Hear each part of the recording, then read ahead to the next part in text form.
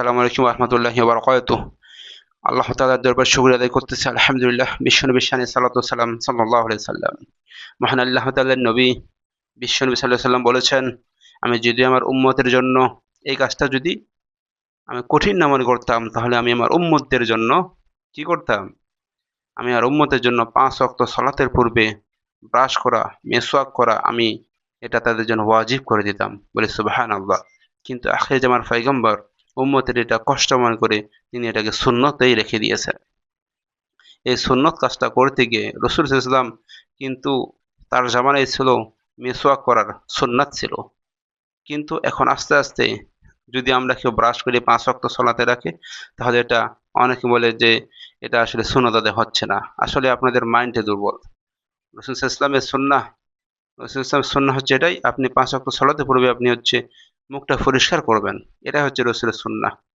Brush করলেই হোক অথবা মেসওয়াক দিয়েই হোক, যেকোনোভাবেই এই সুন্নাত আদায় করা যায়।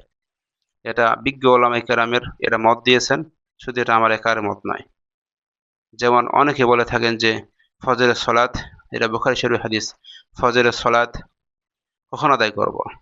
বিষ্ণু ইসলাম বলেছেন, তুমি ঘুম থেকে উঠেই এই সলাত আদায় করবে।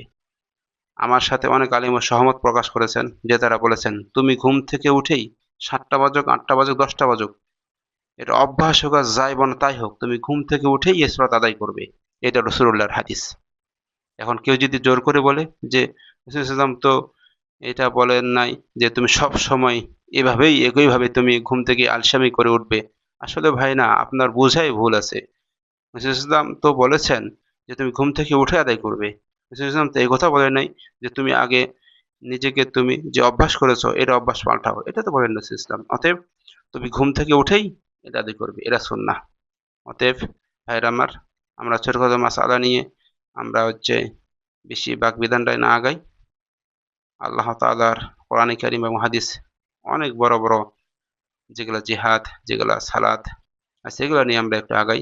আল্লাহ পাক আমাদেরকে কোরআনে কারীমের সহিহ আকীদা আমাদের ভেতরে লালন পালন করার তৌফিক দান করুক। আমিন। আসসালামু আলাইকুম ওয়া রাহমাতুল্লাহি ওয়া বারাকাতুহু।